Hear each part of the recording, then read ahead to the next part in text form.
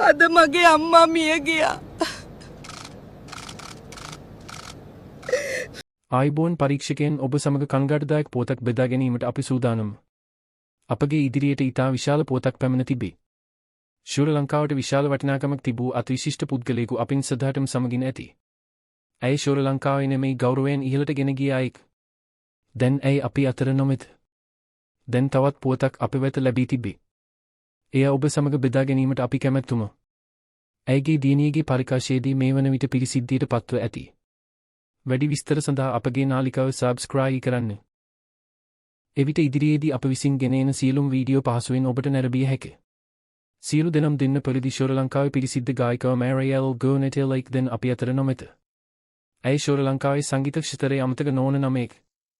ඇයගේ මధుර හඬින් ලක්ෂ සංගීත රසිකයන්ගේ හදවත් දැනගෙන සිදු කලක මතකයක් බවට පත්වේ. ඇයගේ අභවයේ සංගීත ලෝකයට විශාල පොඩුවක්. ඇයගේ ගීත සහ ඇයගේ හඬ සීමාවටම රසිකයන්ගේ මතකයේ ජීවත් වන ඇති. ඇය ශ්‍රී ලංකා සංගීත ඉතිහාසයේ සුදු මතකයේ රඳන චරිතයක් වන ඇති.